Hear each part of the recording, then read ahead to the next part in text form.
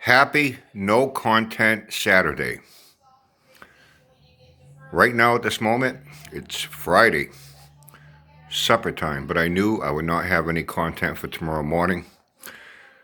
So, based on how Auntie Billy happens to like my cooking, I haven't poisoned her yet. She asked me to make something she really likes. She loves Portuguese food here. She never had any of that shit back in Arizona. She's loved it here, all these years now with me. She never saw snow, never saw the ocean. She loves Portuguese food, and I like to cook. I'm not ashamed to say that. I like to cook. I like good food, and I like Portuguese food. I like Italian food, anything that's really spicy. So, in the past, when I had no content, I had to lower my standards and do a comparison on salt, iodized versus coarse sea salt. I prefer coarse sea salt. I'd recommend trying it. You might like it. It's a little zestier than regular iodized salt. Then I moved on to pepper, regular black pepper, and crushed red hot chili peppers. If you like, a little heat, black pepper's good. You want to melt your fucking tongue off, that's the shit to use right there. And now we get to Portuguese foods. And since I was going to have to get into these spices due to what I'm making for us, I have it in the background. You probably got a peek of it. Portuguese shrimp Mozambique. It's a Portuguese version of Cajun hot shrimp.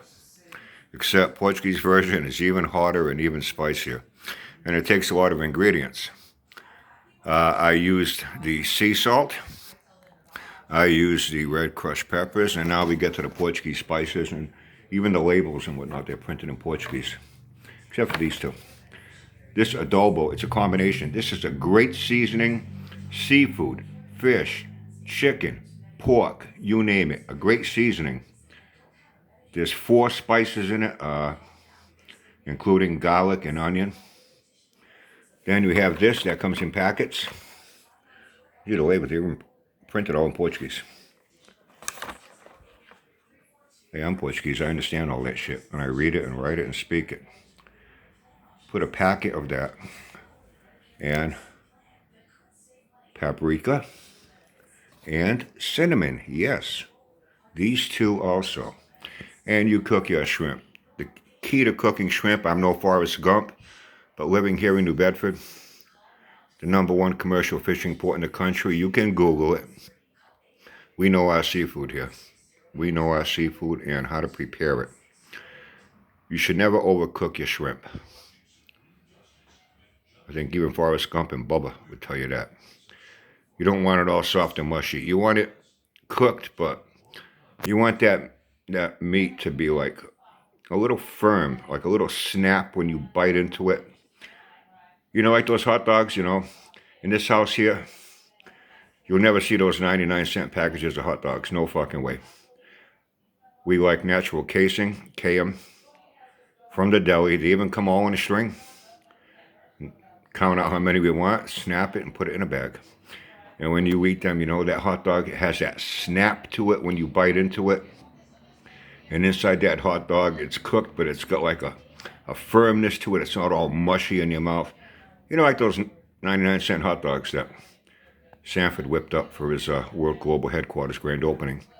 When those 20 pot-bellied hillbillies, came from all corners of the neighborhood, were wandering around an empty parking lot like nothing to see, like a herd of hungry fucking cattle. Hey, gave them each a 10-cent hot dog. It was worth their trip, right? Anyway, so, and you don't boil it. That's another big mistake people make. Even with clam boils, it should be steamed. That's why you'll see, you go to a place that knows their shit, steamed clams. Just a little bit of water. It's covered with a vented top. A little bit of water and it's steamed. The steam is what cooks it. The seafood maintains all its flavor. Boiling it, they pull a pan of water, dump it in there. It's covered in water. And, they boil the fuck out of it. You're boiling a lot of the flavor out of the shrimp, out of the clams, out of the scallops, out of the lobster, out of the crab. Put just a little bit of water in the bottom, like maybe 2 inches of water in the pan, an inch, inch and a half. Put about a ½ inch of olive oil.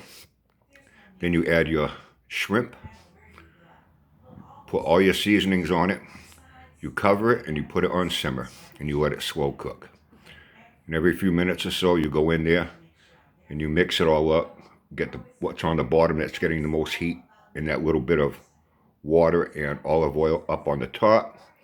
The bottom gets soaked in there, and you like rotate it.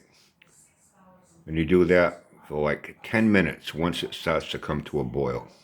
And the shrimp is firm yet tender. Very delicious. You haven't boiled all the flavor out of it. And there's two kinds. Now here's the end result. I got a big batch there. I just took out a few here for a sample to show you. I got these jumbo shrimp. Just peel that shell off. I get the headless. You can get them with the heads as well. I don't like it with the heads. You can also get shrimp here that's already been peeled. I prefer to get it that hasn't been peeled because the shrimp that's been peeled, that's easier to eat. You don't have to, when you're eating it, you don't have to be peeling that skin off. It's a little neater. When you get the peeled shrimp, it's pre-cooked. It's been boiled in plain water, so a lot of the flavor has already been boiled out of the shrimp before you even get it home and do what you do to it. It's okay. I've got it at times because, you know, save a mess when I was making it for a lot of people, and man, they're going to make a mess all over the fucking place with their fingers touching things, so this way they can just grab it with a fork out of a plate and eat it, you know. But this is the way to go with shell on, as it's called. So,